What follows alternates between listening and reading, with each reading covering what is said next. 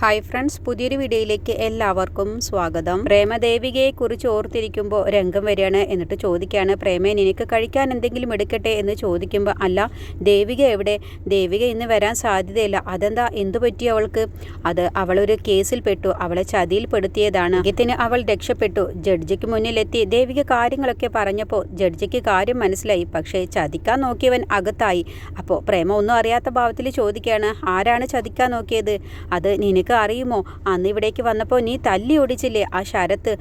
അവനോ? അവന് അങ്ങനെ തന്നെ വേണം. അവനെ ഒരുപാട് പേരെ ഉപദ്രവിച്ചിട്ടുണ്ട്. അവൻ എത്ര പേരെ കൊന്നു. അവൻ ജയിലിൽ കിടന്ന് ചാവണം എന്ന് ദേഷ്യത്തിൽ പറയുമ്പോൾ രംഗം ചോദിക്കാൻ, അല്ല പ്രേമേ, നിനക്കെങ്ങനെ ശരത്തിനെ കുറിച്ച് ഇതൊക്കെ അറിയുന്നു? നിനക്കെല്ലാം ഓർമ്മ വന്നോ? നീ ശരത്തിനെ കുറിച്ച് കൃത്യമായ കാര്യങ്ങളാണല്ലോ പറയുന്നത്. നിനക്കെന്താ ശരത്തിനെ കുറിച്ചുള്ള കാര്യങ്ങളൊക്കെ ഓർമ്മ വരുമ്പോൾ നീ എല്ലാം പഴയ കാര്യങ്ങളും നിനക്ക് ഓർമ്മയുണ്ടോ? അപ്പോൾ പെട്ടെന്ന് പ്രേമങ്ങ് പതറുകയാണ്. അത് പിന്നെ എനിക്ക് അവനെക്കുറിച്ച് ഓർമ്മ എന്നങ്ങ് പറഞ്ഞ് പതറുമ്പോൾ, അല്ല അവനെക്കുറിച്ച് കൃത്യമായ കാര്യങ്ങളാണ് പ്രേമേ നീ പറഞ്ഞത്. അപ്പോൾ നിനക്ക് ഓർമ്മ വരാതെ ഇതൊന്നും പറയാൻ കഴിയില്ലല്ലോ. എന്നിട്ട് രംഗ സന്തോഷത്തോടു കൂടി അച്ഛ എന്ന് പറഞ്ഞ് വിളിക്കാട്ടോ. അങ്ങനെ അച്ഛൻ വരികയാണ്. അല്ല പ്രേമ ആ ശരത്തിനെ കുറിച്ച് കൃത്യമായ കാര്യങ്ങളാണ് പറയുന്നത്. അവനെക്കുറിച്ച് എന്തൊക്കെയോ പ്രേമയ്ക്ക് ഓർമ്മ കിട്ടിയിട്ടുണ്ട്. കേട്ടപ്പോൾ അച്ഛന് ഒരുപാട് സന്തോഷമാവാൻ കേട്ടോ. അപ്പോൾ ഓർമ്മ തിരിച്ചു കിട്ടുന്നതിൻ്റെ ലക്ഷണമാണ് പ്രേമ ഇപ്പോൾ അതിനെക്കുറിച്ചൊക്കെ പറഞ്ഞത്. അപ്പോൾ വീണ്ടും രംഗം ചോദിക്കുകയാണ്, അല്ല ശരത്തിനെ കുറിച്ച് നീ ഒന്നുകൂടി പറഞ്ഞ്, അവൻ ആരാണ് ശരത്ത് എന്ന് ചോദിക്കുമ്പോൾ, അവൻ കൊലയാളി. കണ്ടില്ലേ അച്ഛ, കൃത്യമായ കാര്യങ്ങളാണ് പ്രേമ പറയുന്നത്. ഇതിനെക്കുറിച്ച് അറിയാവുന്ന ആൾക്ക് മാത്രമാണ് ഇങ്ങനെയൊക്കെ പറയാൻ കഴിയും. അപ്പോൾ പ്രേമയ്ക്ക് എല്ലാം ഓർമ്മ വരുന്നു, ഇതിൻ്റെ ലക്ഷണമാണ് അച്ഛ എന്നൊക്കെ രംഗം സന്തോഷത്തോടു കൂടി പറയാട്ടോ. എന്നിട്ട് രംഗം ചോദിക്കുകയാണ്, അല്ല ദേവിക ആരാണെന്നുള്ളത് പ്രേമയ്ക്ക് അറിയുമോ? അറിയാം, ദേവിക ആരാണെന്നുള്ളത് എനിക്കറിയാം. ആരാണ്?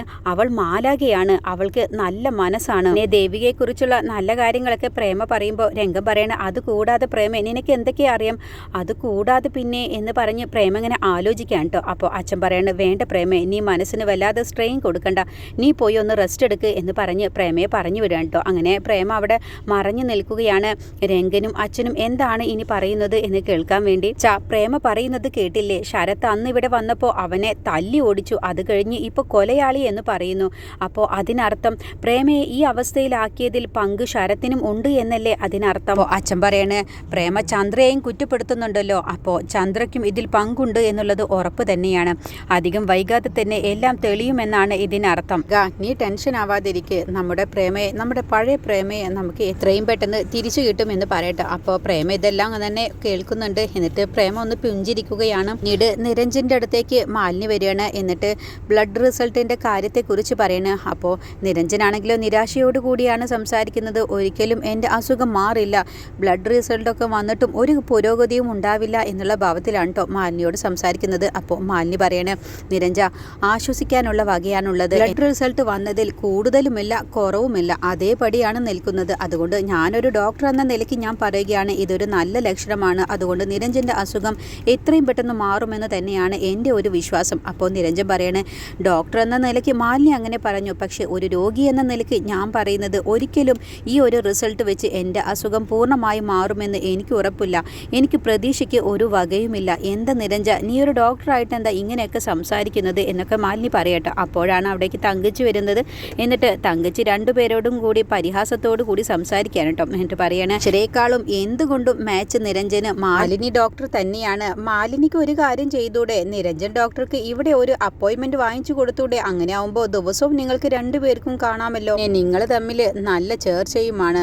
മറ്റേത് അക്ഷരയും നിരഞ്ജനും തമ്മിൽ മോരും മുതിരയും പോലെയാണ്. അപ്പോൾ നിരഞ്ജന് നല്ല ദേഷ്യം പിടിക്കാണ്. നിങ്ങളോട് അതിന് അഭിപ്രായം ചോദിച്ചില്ലല്ലോ. ആരുടെ കൂടെ ജീവിക്കണം എന്നുള്ളത് തീരുമാനിക്കുന്നത് ഞാനാണ്, നിങ്ങളല്ല. ഞാൻ അങ്ങനെ ഒരു തീരുമാനം ആദ്യം എടുത്തത് കൊണ്ടാണ് അക്ഷര എൻ്റെ ഭാര്യ ആയതും ഞാൻ അക്ഷരയോടൊപ്പം ജീവിക്കുന്നത്. മാർക്കറ്റിൽ നിന്നും സാധനങ്ങൾ മാറ്റി വാങ്ങിക്കുന്നത് പോലെ ഭാര്യമാരെ മാറ്റി ജീവിക്കുന്നവരുണ്ടായിരിക്കും, പക്ഷേ എന്നെ അക്കൂട്ടത്തിൽ പെടുത്തണ്ട. നിരഞ്ജൻ തങ്കച്ചിയോട് ദേഷ്യപ്പെടുമ്പോൾ തങ്കച്ചി പറയണേ, എന്നോട് ദേഷ്യപ്പെടണ്ട, ഞാനൊരു തമാശ പറഞ്ഞതല്ലേ. ഇങ്ങനെയുള്ള തമാശ കേൾക്കാൻ എനിക്ക് തീരെ താല്പര്യമില്ല. പിന്നെ നിങ്ങൾ എന്താ പറഞ്ഞത്? എൻ്റെ ജോലിയുടെ കാര്യം. ഞാൻ എവിടെയെങ്കിലും ജോലിക്ക് പോയാൽ നിങ്ങൾ ആ ജോലി തെറിപ്പിക്കാനല്ലേ നടക്കുന്നത്? അയ്യോ, അത് അന്നല്ലേ, ഇനി അങ്ങനെയൊന്നും എൻ്റെ ഭാഗത്തു നിന്നും ഉണ്ടാവില്ല. മാലിനി പറയണ, നിരഞ്ജ വിട്ടുകള, എന്തിനാണ് ഇവരോടൊക്കെ സംസാരിക്കാൻ പോകുന്നത്? നിലവാരമില്ലാത്തവരോട് ഇങ്ങനെയൊന്നും സംസാരിക്കേണ്ട ഒരാവശ്യവുമില്ല. അപ്പോൾ തങ്കച്ചി പറയണ, അതെ, ഞാൻ നിലവാരമില്ലാത്തവൾ തന്നെയാണ്. അതുകൊണ്ട് എൻ്റെ ഭാഗത്തു നിന്നും ഇതുപോലെയുള്ള സംസാരങ്ങൾ പ്രതീക്ഷിച്ചാൽ മതി. പിന്നെ ഒരു കാര്യം, ആ ദേവികയില്ലേ, ആ ദേവികയെ വിജിലൻസ് പോലീസുകാർ അറസ്റ്റ് ചെയ്തു. അതറിഞ്ഞു നിങ്ങൾ? കൈക്കൂലി കേസാണ്, അവളിനി പുറം ലോകം കാണലുണ്ടാവില്ല, അവളുടെ ഗതി എന്താകുമോ എന്തോ എന്നും പറഞ്ഞിട്ടാണ് കേട്ടോ തങ്കച്ചി പോകുന്നത്. അത് കേട്ടതോടുകൂടി മാലിനിയും നിരഞ്ജനും അങ്ങ് ഞെട്ടിപ്പോവാണ്. അങ്ങനെ പെട്ടെന്ന് തന്നെ മാലിനിയും നിരഞ്ജനും മനോഹരൻ്റെ വീട്ടിലേക്ക് പോവാൻ കേട്ടോ. ഈ സമയം സ്വാമിക്ക് ഫോൺ വിളിക്കുകയാണ് തങ്കച്ചി. എന്നിട്ട് പറയണേ, ഞാൻ എന്തായാലും മാലിനിക്കും നിരഞ്ജനും നല്ലൊരു ബോംബാണ് ഇട്ട് കൊടുത്തിട്ടുള്ളത്, ഒന്നും അറിയാത്ത ഭാവത്തിലാണ് ഞാൻ സംസാരിച്ചിട്ടുള്ളത്. ആ ദേവികയെ അറസ്റ്റ് ചെയ്തു, കൈക്കൂലി കേസിൽ അവൾ അകത്താണ്, പുറം ലോകം കാണില്ല എന്നൊക്കെ പറഞ്ഞിട്ടാണ് ഞാൻ അവരോട് പറഞ്ഞിട്ടുള്ളത്. അതറിയാൻ വേണ്ടി ഉറപ്പായും അവർ രണ്ടുപേരും മനോഹരൻ്റെ വീട്ടിലേക്ക് വരും. അപ്പോൾ അവിടെയാണ് സ്വാമി നീ ബുദ്ധി പ്രയോഗിക്കേണ്ടത്. ഞാൻ എന്ത് ബുദ്ധി പ്രയോഗിക്കാനാണ്? എന്താ ഞാൻ പറഞ്ഞു തരണമോ? സ്വാമിക്ക് നല്ല കുരുട്ടു ബുദ്ധി ഉള്ളതല്ലേ, അതുകൊണ്ട് സ്വാമി ഒന്ന് ചിന്തിച്ചു നോക്ക്. എന്നിട്ട് ശങ്കരെ എങ്ങനെയെങ്കിലും മനോഹരൻ്റെ വീട്ടിലേക്ക് ഈ സമയം കൊണ്ടുപോകാൻ നോക്ക്. അതിനുള്ള വഴി എന്താന്ന് വെച്ചാൽ സ്വാമി ആലോചിക്ക്.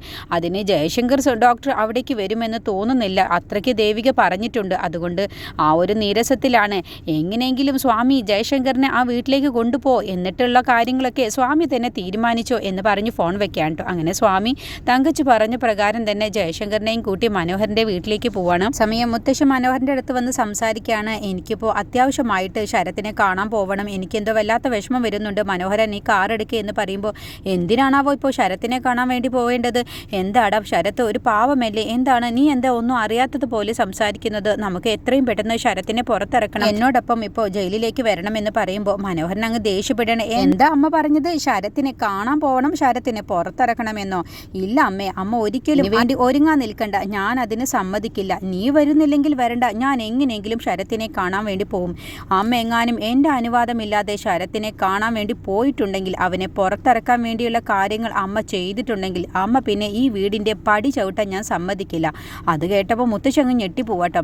എന്താ അമ്മയ്ക്ക് എന്താ പറഞ്ഞത് മനസ്സിലായില്ലേ? അതുകൊണ്ട് എൻ്റെ അനുവാദമില്ലാതെ എങ്ങാനും അമ്മ ഇതിനെങ്ങാനും മുതിർന്നു എന്ന് ഞാൻ അറിഞ്ഞാൽ പിന്നെ എന്താ ഉണ്ടാവുക എന്ന് ഞാൻ പറഞ്ഞു തരേണ്ടതില്ലല്ലോ. ശരത്തിനെ പുറത്തിറക്കാനേ 100 പേരുണ്ടാവും, അമ്മ അതിനെന്തായാലും ഒരുങ്ങാൻ നിൽക്കണ്ട എന്ന് പറഞ്ഞിട്ട് അങ്ങ് പോവാട്ടോ. അപ്പോൾ മനോഹരൻ്റെ ആ വാക്കുകൾ കേട്ടപ്പോൾ മുത്തശ്ശിക്ക് നല്ല ദേഷ്യം പിടിച്ചിട്ടാണ് നിൽക്കുന്നത്. അപ്പോഴത്തേക്കും അവിടേക്ക് നിരഞ്ജനും മാലിനിയും കൂടി വരികയാണ് കേട്ടോ. അപ്പോൾ അവരെ കണ്ടപ്പോൾ എവിടേക്കാണാവോ ഇങ്ങനെ ഇടിച്ചു കയറി വരുന്നത്? അല്ല, ഞാനൊരു ചോദ്യം ചോദിക്കട്ടെ, നിങ്ങൾ രണ്ടുപേരും ഭാര്യയും ഭർത്താവുമാണോ? അത് പിന്നെ ഞങ്ങളൊരു കാര്യം അറിഞ്ഞു, അത് അന്വേഷിക്കാൻ വന്നതാണ്. ഞാൻ ചോദിച്ചതിനുള്ള മറുപടി ആദ്യം പറ. നിങ്ങൾ രണ്ടാളും ഭാര്യയും ഭർത്താവുമാണോ? അല്ല, പിന്നെ എന്താണാവോ നിങ്ങൾ രണ്ടുപേരും ഒരുമിച്ച് ഇങ്ങനെ നടക്കുന്നത്? അപ്പോഴത്തേക്കും പ്രിയ അവിടേക്ക് വരികയാണ്. അപ്പോൾ പ്രിയ ഇത് കേട്ടപ്പോൾ പറയുകയാണ്, എന്താ മുത്തശ്ശി, ഭാര്യയ്ക്കും ഭർത്താവിനും മാത്രമാണോ ഒരുമിച്ച് നടക്കാൻ പാടുള്ളൂ? അപ്പോൾ മുത്തശ്ശി പറയണേ, പ്രിയെ നീ മിണ്ടാതിരുന്നോ, നിന്നോട് ഞാൻ അഭിപ്രായം ചോദിച്ചില്ല. എന്നിട്ട് മുത്തശ്ശി പറയണേ, അനിയത്തെ കണ്ടാണല്ലോ ചേച്ചി പഠിക്കുന്നത്. എന്നിട്ട് നിരഞ്ജനോട് പറയണേ, നീ ഒരു ഡോക്ടർ അല്ലേ, എന്ത് നല്ല പെൺകുട്ടിയാണ് അക്ഷര, എന്നിട്ടാണോ നീ ഇവളുടെ കൂടെ ഇങ്ങനെ നടക്കുന്നത്? അപ്പോൾ നിരഞ്ജൻ അങ്ങ് ദേഷ്യം പിടിക്കാണ്. മുത്തശ്ശി കാര്യം അറിയാതെ സംസാരിക്കരുത്. മാലിനി പറയണ, നിരഞ്ജ ഇവരോടൊന്നും സംസാരിച്ചിട്ട് ഒരു കാര്യവുമില്ല, ഇവരൊക്കെ പഴയ തലമുറയല്ലേ. അപ്പം മുത്തശ്ശി പറയണ, ഓ ഒരു പുതിയ തലമുറ വന്നിരിക്കുന്നു, ഇവിടെ ഒരുത്തിയുണ്ട്, അവൾക്ക് സിദ്ധുവിനെ വേണം, നിനക്കാണെങ്കിലോ ഇവനെയും വേണം. അപ്പോഴത്തേക്കും മാലിനിക്കും ദേഷ്യം പിടിക്കാണ്. ദേ മര്യാദയ്ക്ക് സംസാരിക്കണം. അപ്പോൾ മുത്തശ്ശി പറയണ, മര്യാദയ്ക്ക് സംസാരിച്ചില്ലെങ്കിൽ നീ എന്ത് ചെയ്യുമടി, എൻ്റെ വീട്ടിൽ കയറി വന്ന് എന്നെ ഭീഷണിപ്പെടുത്തുന്നോ? അപ്പോൾ ഇത് കേട്ടും കൊണ്ട് ദേവിക വരികയാണ്. അപ്പോൾ ദേവിക പറയണ, മുത്തശ്ശി വെറുതെ ആവശ്യമില്ലാതെ പ്രശ്നമുണ്ടാക്കരുത്. അപ്പോൾ മുത്തശ്ശി പറയണ, ഇല്ല ഞാനായിട്ടൊന്നും പറയുന്നില്ല, ഇനിയിപ്പോൾ ഞാനിവിടെ നിൽക്കുന്നില്ല, ഞാൻ ഡോക്ടറെ നിങ്ങളോടുള്ള സ്നേഹം കൊണ്ട് പറയുകയാണ്, ഇങ്ങനെയൊന്നും ചെയ്യുന്നത് ശരിയല്ലാട്ടോ എന്നും പറഞ്ഞ് മുത്തശ്ശി പോവുകയാണ് കേട്ടോ. അപ്പോൾ നിരഞ്ജൻ ചോദിക്കുകയാണ്, ഞങ്ങളൊരു കാര്യം അറിഞ്ഞു, അതിനെക്കുറിച്ച് ചോദിക്കാനാണ് വന്നത്. അപ്പോൾ ദേവിക മറുപടി കൊടുക്കാതെ നിൽക്കുമ്പോൾ പ്രിയ പറയുകയാണ്, അതെ ചതിച്ചതാണ്, ചേച്ചിയെ ചതിക്കാൻ വേണ്ടി ശരത്തും ആ മാമച്ചനും കൂടി ചെയ്തതാണ്. പക്ഷേ ജഡ്ജിക്ക് കാര്യം മനസ്സിലായതുകൊണ്ട് ചേച്ചിയെ വെറുതെ വിട്ടു. അപ്പം മാലിനി പറയണേ, അതറിഞ്ഞപ്പോൾ ഞങ്ങൾ ഒരുപാട് വേടിച്ചു, അതുകൊണ്ടാണ് ഒന്ന് ഫോൺ പോലും ചെയ്യാതെ നേരിട്ട് വന്ന് ചോദിക്കാൻ വന്നത്. എന്തായാലും ഇപ്പോൾ സമാധാനമായി എന്ന് പറഞ്ഞ് അവർ രണ്ടുപേരും പോവാൻ ഒരുങ്ങുമ്പോൾ പ്രിയ പറയണേ, അല്ല ഒരു ഗ്ലാസ് ചായ കുടിച്ചിട്ട് പോയാൽ പോരെ എന്ന് ചോദിക്കുമ്പോൾ വേണ്ട, ഞങ്ങളിത് അറിഞ്ഞപ്പോൾ സമാധാനമില്ലാത്തത് കൊണ്ടാണ് വന്നത്, ഇനി മറ്റൊരു ദിവസം ആവാം എന്ന് പറഞ്ഞ് അവർ പോവാൻ ഒരുങ്ങുമ്പോഴാണ് ജയശങ്കർ അവിടേക്ക് വരുന്നത്. ജയശങ്കറിനെ കണ്ടതോടുകൂടി 4 പേരും അങ്ങ് ഞെട്ടിപ്പോവാണ്.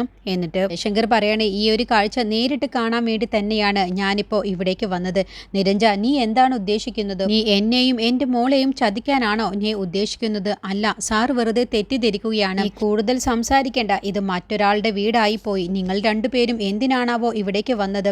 അപ്പോൾ മാലിനി പറയണേ, ഇത് എൻ്റെ അനിയത്തിയുടെ വീടാണ്, ഈ വീട്ടിലേക്ക് വരാൻ പാടില്ല എന്നാണോ സാറ് പറയുന്നത്? ഞാൻ നിന്നോടല്ല സംസാരിച്ചത്, നീ ഇതിന് മറുപടി പറയേണ്ടതില്ല. മാലിനി പറയണ, ആ നിങ്ങൾ എന്നെ മറുപടി പറയാൻ അനുവദിക്കില്ലല്ലോ, കാരണം നിങ്ങൾ കാരണമാണല്ലോ ഞാനിപ്പോൾ ഇന്ന് തനിച്ചായത്, നിങ്ങൾ തന്നെയാണല്ലോ നിരഞ്ജൻ ഡോക്ടറെ എന്നിൽ നിന്നും നിങ്ങൾ തട്ടിപ്പറിച്ചെടുത്തത്. അപ്പോഴത്തേക്കും ജയശങ്കറിന് ദേഷ്യം പിടിച്ചിട്ട് രഞ്ജ, എനിക്ക് നിന്നോടാണ് സംസാരിക്കാനുള്ളത്. നിനക്ക് ഏറ്റവും പ്രിയപ്പെട്ടത് എൻ്റെ മകൾ അക്ഷരയാണോ അതോ ഇവളാണോ? അത് കേട്ടപ്പോൾ നിരഞ്ജൻ പറയാണ്, സാർ എന്താ മറ്റൊരാളുടെ വീട്ടിൽ വന്ന് ഇങ്ങനെയൊക്കെ പറയുന്നത്? ഞങ്ങൾ ഇവിടേക്ക് വന്നത് ദേവികയെ കാണാനാണ്. ഞങ്ങളൊരു കാര്യം അറിഞ്ഞപ്പോൾ അത് ദേവികയോട് ചോദിക്കാൻ വേണ്ടിയാണ് ഇവിടേക്ക് വന്നത്. അപ്പോൾ മാലിനി പറയണ, ഞങ്ങൾ ദേവികയെ കുറിച്ച് അറിഞ്ഞത് കേട്ടപ്പോൾ ഞങ്ങൾ അതിനെക്കുറിച്ച് അറിയാൻ വേണ്ടിയാണ് ഇവിടേക്ക് വന്നത്, മറ്റൊന്നും ഇതിലില്ല എന്ന് പറഞ്ഞപ്പോൾ നീ അതൊക്കെ അല്ലേ പറയൂ, നിന്റെ അനിയത്തിയും ഇത് തന്നെയല്ലേ കാണിക്കുന്നത്? നാശങ്ങള് മറ്റുള്ളവരുടെ കുടുംബജീവിതം തകർക്കാനല്ലേ രണ്ടും കൂടി നോക്കുന്നത്? ഒരു മറുപടി ജയശങ്കർ പറഞ്ഞതോടുകൂടി ദേവി അടക്കം ഞെട്ടിപ്പോവുകയാണ് കേട്ടോ. എന്നിട്ട് ജയശങ്കർ പറയണേ, നിങ്ങൾ ആരെയും ഞാൻ വെറുതെ വിടില്ല, എല്ലാത്തിനെയും ഞാൻ കാണിച്ചു തരുന്നുണ്ട് എന്നൊക്കെ പറഞ്ഞ് ദേഷ്യം പിടിച്ച് ഇറങ്ങി പോവാണ്. നിരഞ്ജൻ പറയാണ്, സാറിന് എന്തൊക്കെയോ തെറ്റിദ്ധാരണയുണ്ട്, അതുകൊണ്ടാണ് ഇങ്ങനെയൊക്കെ സംസാരിച്ചിട്ട് പോയത്. അപ്പോൾ മുത്തശ്ശി അങ്ങ് വന്നിട്ട് പറയുകയാണ്, അയാൾ പറഞ്ഞതിൽ എന്ത് തെറ്റാണുള്ളത്? അയാളുടെ മകളല്ലല്ലോ നിന്നോടൊപ്പം ഉള്ളത്, ഈ നിൽക്കുന്ന നശൂലം പിടിച്ചവളല്ലേ? അത് കേട്ടപ്പോൾ മാലിനിക്കും ദേഷ്യം പിടിക്കുകയാണ് കേട്ടോ. അപ്പോൾ മാലിനി പറയണ, മുത്തശ്ശി, എനിക്ക് മുത്തശ്ശിയെ മാറ്റി നിർത്തി തനിച്ചൊന്ന് സംസാരിക്കണം, ഒന്ന് വരാമോ? എനിക്കൊരു രഹസ്യം പറയാനാണ്. ആ രഹസ്യം പറയാനാണെങ്കിൽ എനിക്കത് കേൾക്കാൻ താല്പര്യമുണ്ട് എന്ന് പറഞ്ഞ് മാലിനിയോടൊപ്പം മുത്തശ്ശി അങ്ങ് പോവുകയാണ് കേട്ടോ. അതോടുകൂടി മാലിനി മാറ്റി നിർത്തി മുത്തശ്ശിക്ക് കണക്കിന് പറയുകയാണ്, എന്നെക്കുറിച്ച് എന്താണ് കരുതിയത്? ഞാനേ കോളേജിൽ പഠിക്കുമ്പോഴേ ഒരു ചാമ്പ്യനായിരുന്നു, മാരാട്ടൻ ചാമ്പ്യനായിരുന്നു ഞാനേ മർമ്മം നോക്കി ഒന്നങ്ങോട്ട് തന്നാലുണ്ടല്ലോ പിന്നെ നിങ്ങളെ ബെഡിൽ നിന്നും എണീക്കില്ല. അത് എന്നെ കൊണ്ട് ചെയ്യിക്കാൻ നിൽക്കണ്ട. ദേവികയ്ക്ക് നിങ്ങൾ മുത്തശ്ശിയായിരിക്കും, പക്ഷേ എനിക്ക് നിങ്ങൾ ആരുമല്ല. അതുകൊണ്ട് സൂക്ഷിച്ച് സംസാരിച്ചോളണം. ഇല്ല എന്നുണ്ടെങ്കിൽ മർമ്മം നോക്കി ഒന്നങ്ങ് തന്നാൽ പിന്നെ ജീവിതകാലം മുഴുവനും എണീറ്റ് നടക്കാൻ പോലും നിങ്ങൾക്ക് കഴിയില്ല. അത് എന്നെ കൊണ്ട് ചെയ്യിപ്പിക്കാൻ നിൽക്കണ്ട. അലിനിയുടെ പെട്ടെന്നുള്ള ആ ഭാവവ്യത്യാസം കണ്ടതോടുകൂടി മുത്തശ്ശി അങ്ങ് വിറച്ചു പോവുകയാണ് കേട്ടോ. എന്നിട്ട് മുത്തശ്ശി പതർച്ചയോടുകൂടി പറയുകയാണ്, അതിന് ഞാനൊന്നും പറഞ്ഞില്ലല്ലോ, നിങ്ങളൊന്നും പറഞ്ഞില്ലേ? എന്നെക്കൊണ്ട് കൂടുതൽ സംസാരിപ്പിക്കേണ്ട. ഞാനേ ദേവികയല്ല, അത് നിങ്ങൾ ഓർത്തോ. അതുകൊണ്ട് മേലിൽ നിങ്ങളുടെ നാവ് കൊണ്ട് അനാവശ്യം പറഞ്ഞാലുണ്ടല്ലോ പിന്നെ ഞാൻ പറഞ്ഞതുപോലെ അങ്ങ് ചെയ്തു കളയുമെന്ന് പറഞ്ഞതോടുകൂടി മുത്തശ്ശി അങ്ങ് പതുങ്ങി പോവുകയാണ് കേട്ടോ. അങ്ങനെ മാലിനിയുടെ ഭീഷണിക്ക് മുന്നിൽ മുത്തശ്ശിയുടെ വായടഞ്ഞു പോവുകയാണ്.